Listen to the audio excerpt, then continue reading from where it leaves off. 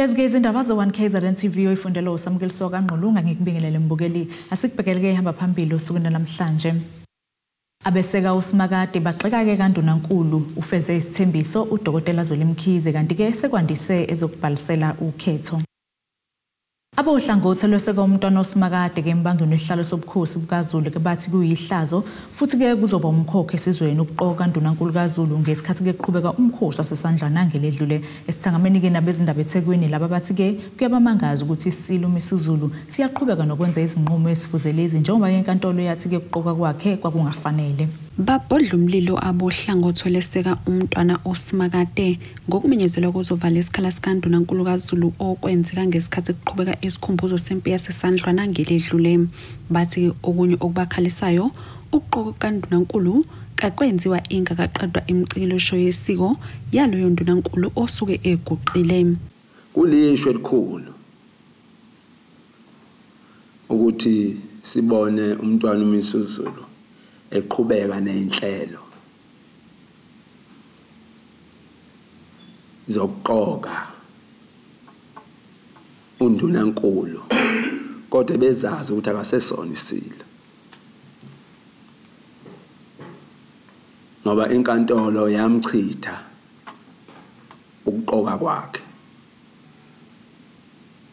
Kuyasimangaza ke mase simbona eqhubeka ngokungayihloniphi inkantolo.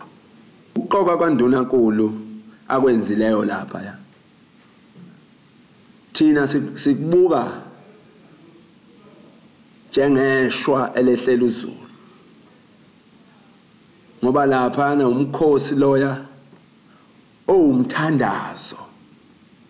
Sitha sicacisele izwi ukuthi uNdunankulu uqokwa ngomkhosi oselwa. Lolu hlangothi libambe isithangamini nabezindaba eThekwini namuhla nalapho lidingide amaphuzu amathathu okufaka phakathi elodaba lisenkantolo lombango waso isihlalo sobukhosi. Kuzokhumuleka ukuthi inkantolo enkulu yasePitoli yachitha isinqumo sikaMengameli wakuleli sokuvuma ukuqoka kwesilo umisuzulu. Lesinqumo uMengameli usiphonsele inselelo. Lolu hlangothi luthi uMengameli makangaqhubeki nalolu daba lokudlulisa icala. Engaqhubeki nodaba ngoba vele sekucacile selishilo ijaji ukuthi kawekho amathuba ukuba belibone elidlalayo. Siyakholelwa ke njengendlunkulu ukuthi ukube le mali iphuma ephaketheni lakhe ngaba akakwenzi lokho. Sekucacile ukuthi icala liyamehlula kepha eqhubekele phambili exhaphaza imali zabakhokhi bentela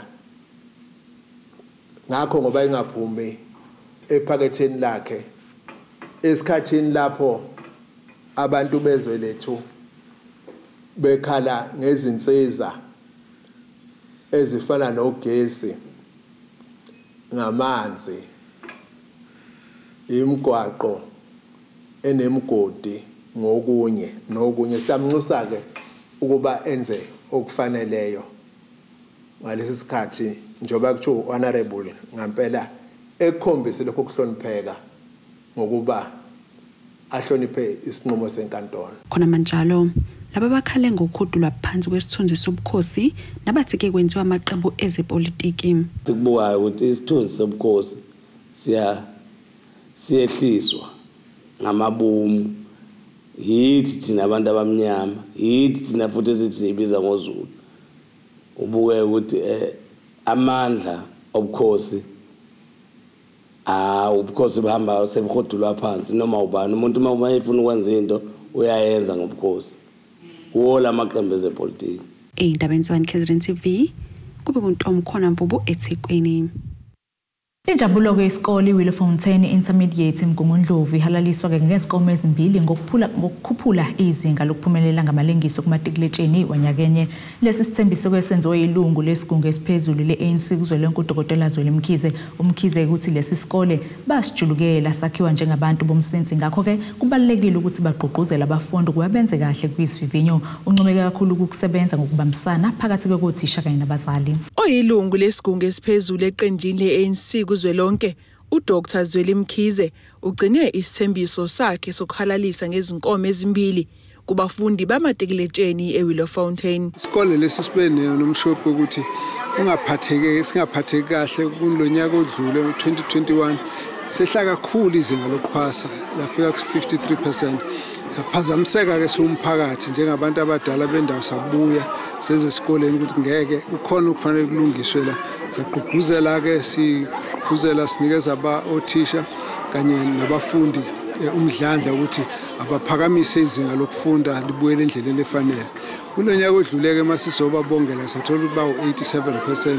Ngase ngithi ke kubona akakaneli lokho. Ngabanikeza inselelo ukuthi abenyuke bafike ngaphezulu kwa 90%. Athi ke mabefike ku90% sisobaqomelisa ngenkomo. Kodwa mabeke abadlula ku90% sizobambela inkomo. Kufanele bazi ukuthi lohlelo lolu okungaseyona into yabo bodwa, into yesikole sonke, into yomphakathi wonke. Umkhize ongokudabuka khona kule ndawo uthi kuyamjabulisa ukubona intsha iyenza ngalolu hlobo. Sifisa ukuthi kakhulukazi sigqugquzela abantu abasha ukuthi kufanele babambelele emfundweni ngoba ikusasa lisemfundweni, imisebenzi abazoyenza ukuhola umphakathi kufuna imfundo, kufuna ulwazi. Ngakho ke abantu abasha mabasukume bazi ukuthi lelizwe masithi likhululekile lokukhululeka ngoba bazibambele kuzo zonke inhlaka zonke zokuphathwa kwezwe nokuphathwa komnotho ziyotholakala ngoba befundile bathola wonke amakhono afanele ukuthi bakwazi ukuphatha lezo nhlaka.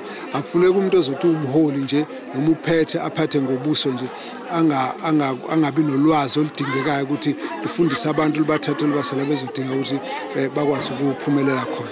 Uthisha Nhloko uthi baziqhenya ngemphumela. Siphumelele ukuthola u92.1% kube nezifundo futhi esishaya ngamalengiso kuzona zonke izifundo esizipresentile. So ebafundini esibapresentile bebe u38 bebonke kwaphumelela ukuphasa ke about36 with 18 bachelor passes na 14 diploma passes na 3 higher certificates. Baba bathathu kuphela bangakwazanga uku-achieve positive results. Siyajabula kakhulu ke ngesipho kubabuKhabazela asiphe sona namhlanje ngokuthi wayethembisile ngonyaka odlule ukugqugquzela bona abafundi ukuthi uma kwenzeka nje bephasa nje ngo90 uyobalethela inkomo eyodwa, make kwangaphezulu ka90 ziyobambili inkomo. Umkhize uhambise lezi inkomo namhlanje mhla zimbili ngihlolanja okuphinde kube usuku lakhe lokuzalwa. Ezindabeni ze1KZNTV ngu-Ayanda Dube ngiseWillowfontein eMgungundlovu. Inhlangano ke ngamanyela ukhetho kulesi sifundazwe okuyi-IEC ithi ke yengeze izikhungo zokubhalisela ukuvota kwezinye izifunda ukuze ke kuzoshesha umsebenzi kakhulukazi kwizindawo ezike zabhekana nezingqinamba zesisiza ngaphambilini. Le nhlangano isho kanje kulandela ukuthi ke lempela sonto ingeyesibili ukubhalisela ukuvota kanye ke nokubheka amakheli. Owale nhlangano kulesi sifundazwe uthi konke sekumngomumo mayelana nempela sonto yokubhalisela ukuvota. KwaZulu-Natal is ready for the registration weekend happening this coming weekend on the 3rd and the 4th of February. We have secured voting facilities for all our 4,974 voting districts. There has been a change in some areas where we are substituting temporal voting stations where we were using tents in the last registration weekend in November, where we are now using permanent solid structures as voting stations. There is also new additional voting districts in the province, one in Umvoti, one in Umhlathuze, which is what has pushed our VD count to 4,974. Umasango uchaza kabanzi ngokuqeqesheka kwabasebenzi babo esikhungweni ababafake kuzona. In terms of staff that are working in the voting stations, we recruit 3 people per voting station, and we have concluded that process. We have 14,921 staff that have been trained and ready to work in all our voting stations. They have all been trained, but we this week are conducting refresher training sessions for our area managers, who are a very important component in our logistics, distribution and management value chain.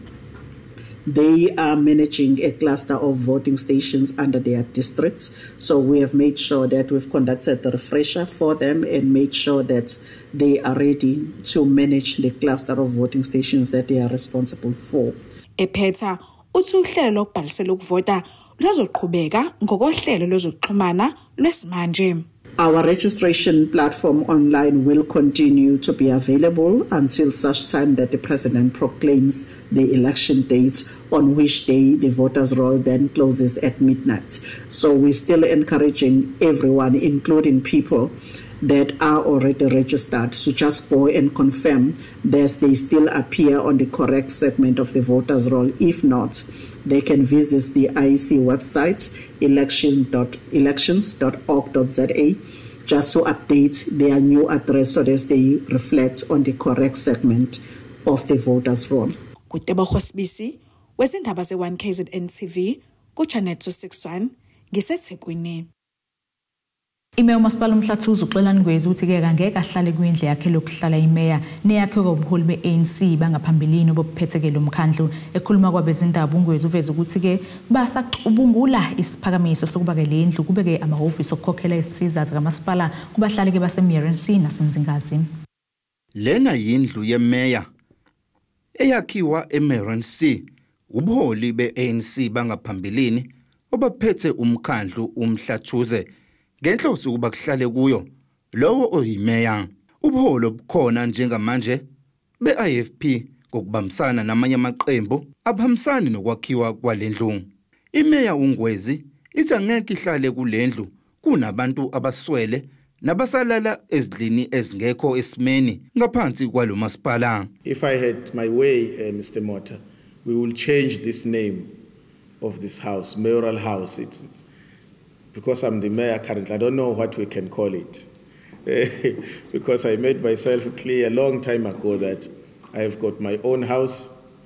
I don't intend staying in a mayoral house when there are poor people who sleep in shacks here in the city. So this house, the council took a resolution to say this house must be sold so that money can be brought back and attend to issues of service delivery. We went out on a public tender to seek for interested parties. There were problems with that. Lomkhandlu phambilini uhlalile waphakamisa uba lendlu idayiswe kodwa lokho kwangaphumelela.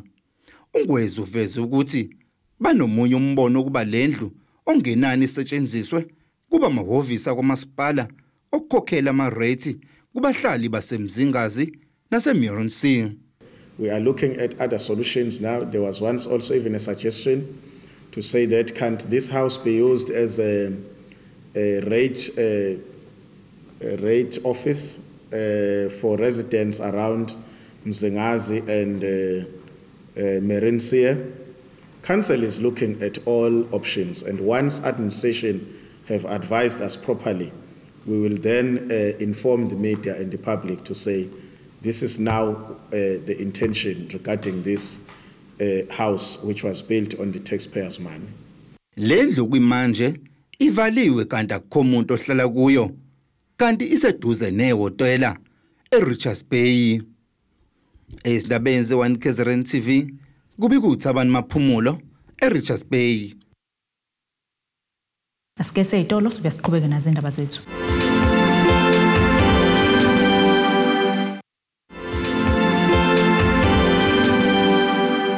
Asikwamukele mbukeli usabukela indaba ze1KZNTV nazi ke okuyizona ehamba phambili. Abaseka Usimakade bagxeka ke Ekandunankulu ufeze isithembiso uDokotela Zolimkhize kanti ke sekwandise ezokubhalisela ukhetho. Imeya kaMasipala kaDukuza ulindile hanka uthi ke umonakalo odalwe izimvula ehlasela isifundazwe emavikini edlule wengeze ke umthwalo phezulu kumonakalo odalwe ke isikhukhula zangonyaka u2022 njengoba kusekhona imindeni engakalithola usizo lwezindle ezadilika kwazisekelo lohlelo lusingethe komnyango wezezindle esigabeni esikazwelonke usho kanje na ngesikhathi ekhuluma neziko lezindaba qhubeka ke uhlelo loMasipala lokuhlinza abantwana abaphumelele ngamalengiso uMatriculatsheni wangonyaka wedlule. Imeya kaMasipala kaDukuza ikhathazekile ngomonakalo yizikhukhula ehlasela isifundazwe emavikini edlule Ikhuluma neziko lezindaba ivezeke ukuthi nakuba ungekho omkhulu kakhulu kepha-ke okunzima ukuthi ke wengeza kuloyo owabe udaleke ngey'khukhula zangonyaka u-2022 njengoba kusenemindeni esalinde usizo lwezindlu. Khona la esithole khona ukuthi kunabantu abakhala ngokuthi ngo-2022 abawatholanga ama-TRUs. Akukhona ukuthi labo bantu mhlambe bashiyiwe nje akukho okusazokwenziwa. Umbiko sawuthola ukuthi abantu abadilikelwa izindlu nyaka 22 bagcina besala ongakubona ke abaqhamuka kulo masipala kuphela nakweminye imikhandlo. Udaba labo selusingethwe ku-national Department of Human Settlements kuhulumeni omkhulu. Kodwa ke kulokho akufananga njengango 2022 thothi nje mhlambe imizi eyalimala noma mhlambe yalimala akufananga njengangonyaka kalento ka 2022. Ingakho kulokho ukuthola ukuthi asinawo ama-mass care centers njengangokudlule ngoba abantu babegcwele emahall ngenxa ukuthi iningi labo babedilikelwe izindlu. Lo masipala kawusala ngaphandle njengoba nawo uchuma uphaphelo gwalagwala abafundi abenze kahle kwimphumela yabo kamatikuletsheni ngokubalekelela ngenkece ezobasiza ezikhungweni zemfundo ephakeme. Sikwenzeke sibuka ukuthi umfundi sifune ukuthola into ezokhombisa ngempela ukuthi umfundi uthathiwe kuleyo tertiary institution. Esikwenzayo kwesomkhandlu akadukuza ukukhokha kuleso sikhungo semfundo ephakeme asimnikeze umfundi ucash siyakhokha lapho ukuze umfundi akwazi ukuthi aregister. Siyajabula namhlanje ukuthi abafundi aba-106 sizokwazi ukuthi sibalekelele ngokuthi kwibudget yethu somkhandlu akadukuza sikhiphe imali engango-840,000 ukuze bakwazi ukuthi abafundi basizakale ngoba asifisi ukuthi kube khona umfundi noma siyazama ukuthi sigweme ukuthi kube khona abafundi ukuthi abahlezi emakhaya abangofunda ngenxa yokuthi umzali ubengenayo imali yokuthi akwazi ukuthi umntwana register kuleso sikhungo asuke ethathwe kusona. Kuzokhumuleka ukuthi ngesikhathi kwethula imiphumela kamatikuletsheni nonyaka isifunda ilembe samenyezelwa njengalezo ezikwazile ukuphucula ngamaphesenti imiphumela yaso nokusho-ke ukuthi abafundi bezikole ezingaphansi kwaso basebenze ngokuyikhandla okukhulu. Abafundi baphawuleka nje. Okungisizile kakhulu ekuphaseni kwami ukuthi ngisebenze kusaqala unyaka. Yonke lento eyenziwa abafundi ngo-term 4 noma sekubhalwa ama-finals ukuthi be-cross night besebenze kakhulu. Mina yonke leyo nto leyo ngiyenze at the beginning of the year. So kusho ukuthi if sekubhalwa ama-finals mina i-pressure bengenayo kakhulu. So that is why ngikwazi ukuthi ngibhala ama-exams ami with no pressure or ukugcina ukukholela ekutheni ngize ngiphase kahle. So ama-challenges, ama-resources although ebakhona but bekuba nalokho ukuthi angabe on time because of finance yabo indlela le izinto lezo ekucelakalayo ukuthi sisizakale ezikoleni ukuze kungaphazamisa ukufunda. A load shedding and sike saba nenkinga kagesi. I think for 3 months ungekho ugesi kodwa sizamile ukufunda ngamakhandlela and I think ama-exam amangoJune kwaphase ngekhandlela. Ey'ndabeni z1KZNTV kube kuntombi khona Mvubu eThekwini. Indawo yasemzumbe-ke ihlezi sematheni ngezigameko zokubulawa kwabantu besifazane nezingane nokushiya komphakathi uhlezi unokwesaba ngokungenzeka kubantwana babo. Yize-ke kuyindawo engaphephile kodwa abantwana abebenza umatikuletsheni nyakenye bebevuka ngovivi besikoleni ukuze baphumelele ngamalengiso. Umfundi wasemthwalume High School uNtokozo Ngibe otholeke OA abayisikhombisa uthi-ke bebenalo uvalo ngokuphuma ebusuku beyofunda. Indawo yasemzumbe idume ngezigameko zokubulawa kwabantu besifazane nezingane. Ngakho abafundi bakamatikuletsheni abebevuka ngovivi besikoleni baphinde babuye ebusuku kakhulu bathi bebenovalo. Yize kunjalo kodwa bakwazile ukuphumelela kahle umatikuletsheni wabo. Kanti isifunda ugu besiloku sihleli kwindawo yokuqala iminyaka emini ilandelana njengoba ngonyaka ka-2023 belalisibili. Kanti umasipala umzumbe ubese ukomelisa labafundi abaphumelele kahle. Ngabe sinalo uvalo kakhulu ngoba nje bekumningi bengize asikuzwa ngaphandle. Mina ke bengihlala ngaphakathi boarding school kodwa nje besinaluvalo ukuthi la bahlala ngaphandle especially labo bafundayo ukuthi baphephile nala ngaphandle. Kona bekenziwa sure ukuthi esikoleni thina siphephile nalabo ngihlala ngaphandle abafunda umatric. Benginesiqiniseko sokuthi ngisebenzisana nabothisha bami bonke ngoba ngifuna ukuthi ngiphase wonke ama subjects ami kahle. Ngikwazi ukuthola distinction about 7 ukuthi ngizokwenza medicine e-UKZN. Imeya kaMasipala uMzumbe ithi bezikhona izinhlelo abebezihlelile zokuqinisekisa ezokuphepha. Bahamba eli kakhulu abantwana bethu beyogibela abagibelayo beya ezikoleni bekuba khona ukukhathazeka. So ama meetings ebesiba nawo emphakathi bese yasiqiniseka ukuthi umphakathi uyakuhlela lokho ukuthi ekseni abazali bayizikhapha izingane zezitobhini la zigibela khona ntambama futhi mazibuya bakhona babekade benza ama group abahlangana khona basilekelela ukuthi izingane zikwazi ukuthi zigadeke. Ube seveza ukuthi abafundi bakonyeliswe ngani. Position 1 u10,000, uposition 2 u9,000, uposition 3 u8,000, uposition 4 u7,000, uposition 5 u5,000, uposition 6 kuya ku10 labo ke bonke nje bathola ukulingana ku3,000 per person. Umfundi waseMqhakama High School eKwaDeyi uthi ubonga ukuzikhandla kothisha ngokuphumelela ngamalengiso. Ngifunda ifundo commerce ngiphase kahle and I'm happy with my marks. Ngize ngaphasa kanje angizinzelanga uma sithiwa bebengekho misibami ngaba ngikhulana umsebenzi yabo kahle kahle basebenza ngokuzikhandla basebenza overtime. Uthisha waseMqhakama High School uthi ubonga ukubambisana neziphathimandla zesikole. Engiyithanda ngesikole sami la ngisebenza khona ukuthi everyone is dedicated to her work. So we push so much ingane ukuthi zifike esikoleni at any time early and siphumelate. Siyakhohlwa imindeni yethu isikhathi esiningi senze ifocus yokuthi lezi ingane sifuna ukuthi kusasa ngelinye ilanga zithi ene ubani wayidlala indima uthisha ubani wayidlala indima. Sibonga kakhulu support from management. Lo mbiko benwethulela uZamando Sicele wezindaba ze1KZNTV ngisemzumbe. Umfundi-ke ubaqoqede emakhanda emsinga kanye nesemzinyathi ngemiphumela emihle kamatikuletsheni nyakenye uSingathini Nzondo uthi-ke inhlelo sokuzimisela kwakhe bekungukushintsha-ke isimo somuntu wasemsinga. Lokhu kusho ngenkathi kuqhubeka umcimbi lapho uMasipala uMsinga ukhomelise khona abafundi othisha kanye nezikole ezenze kahle kumatikuletsheni ngonyaka wedlule. Injabulo ibhalwe emehlweni kumfundo baqoqede emakhanda emsinga kanye nasemzinyathi uSingathiwe Zondo befunda umatikuletsheni eMabaso Secondary School ngonyaka wedlule. Lo mfundo uqhamisa ukuba njengentsha bazimisela ukushintsha nokuthuthukisa isithombe somuntu wasemsinga kwezemfundo. Njengoba bengifunda nje ngize ngiphumelele kangaka bengifuna ukuqeda lento le abantu abanayo ngesithombe sasemsinga ukuthi nje mawuthi intombazane siqedile ukufunda sekumele iyogana ke manje bengifuna ukuveza ukwenza iexample ukuthi mawuthi nami ngiyakwazi ukwenza for sure nabanye abantu bangakwazi ukwenza siphakamisa umsinga kungabonakali nje ngendawo yasemakhaya nje sibatshengisa ukuthi nathi nje noma sisemakhaya siyaphumelela.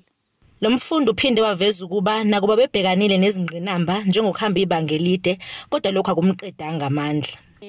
Ngizizwa ngijabulile futhi ngiqhenya. I'm proud of myself. Angazi ngicabanga ukuthi ngafika kuleli zinga kuleli bengikilo njengamanje. Ngisebenzile ke kwesinye isikhathi kusekunzima ugesi ungekho kwesinye isikhathi ngoba esikoleni nje ngihamba i-distance and manje mangibuya sengikhathele kwesinye isikhathi kodwa bengalali ke ngoba bengazi ukuthi kulesikhathi lesi ngisebenza ngaso ngifunda ngaso ngiyazi ukuthi uDisemba usekhona mude noJanuary ngisazohlala bese uFebruary ngihlala kancane ke kodwa ngiyazi sengizophumula vele. Kanti umzwala lomntwana uzakalisa intokozo nokuyilapha aqhamise khona ukuba yamethemba umntwana wakhe njengoba ezobabela ezikhungweni zemfundo ephakeme. Ene futhi ngimthembile ukuthi hayi uzokwenza lento akayiyona ngoba kuzaphumelele bekunzima befunda ngithi mina ngilela ngithi bengilala naye ngiba saphaphame ngilo ngimbona ngibengcina ngamazulala ngasikhathi sini ubesebenza kanzima kuzaphumelele. Angijabule kanje futhi ngiyamthemba ngiyathemba ukuthi uzokwenza lokho.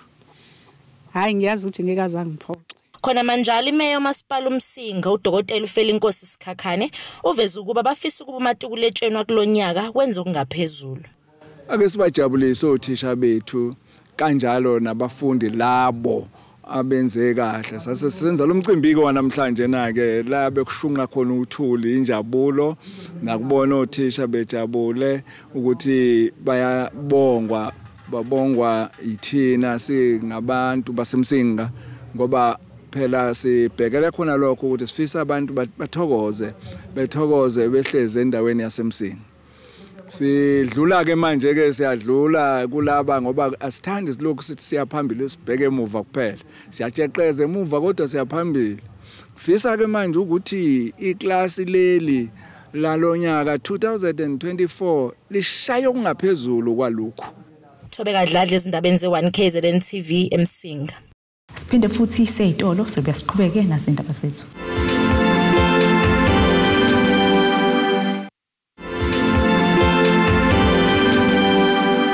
Bukeleke usabukeleze 1KZNTV nazi ke besithe izone ihamba phambili. Abaseka Usimakade baxeka ke Ekandunankulu ufeze isithembiso uDokotela Zolimkhize kanti ke sekwandise ezokubhalisela ukhetho. Ake sibheke ke engosini yezomnotho.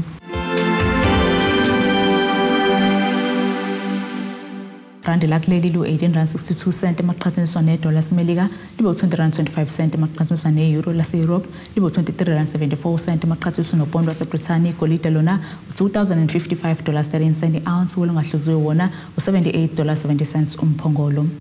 Ake sibheke ke ngosini yezemidlalo. Wonke kamehla azobethe nje ukumdlalo okuhlungela kowandulelo wamanqamu omqhudelwano amaqembu esizwe asezwenikazi lase-Afrika ophakathi kwabafana bafana neCape Verde kulomqhudelwano oqhubekayo e-Ivory Coast. Lo mdlalo kuzoqala ngokubumbana kwehora le-10 kusasa kusihlwa enkundleni keMumatha abalandeli abeyizinkulungwane ezibili eyaziwa ngeCharles Konenbeni Stadium. Iqembu ke elizonqoba kulomdlalo lizokubekisela indawo kumdlalo owandulela owamanqamu alomqhudelwano. Nasiki isimo sezulu esingalindeleka.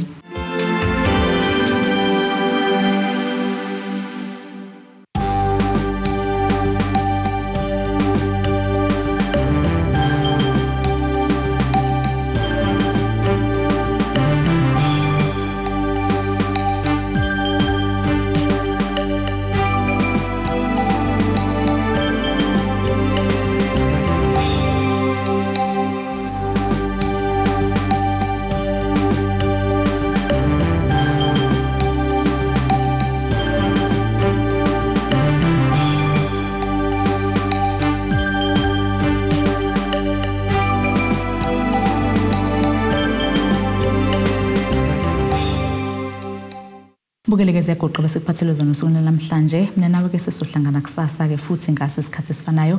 Impela sonto emnandi. Abethuli bethu bezindaba baxhaswe iThulis Bayview Bridal. Ungabashayela kulezi zinombolo ezivelile.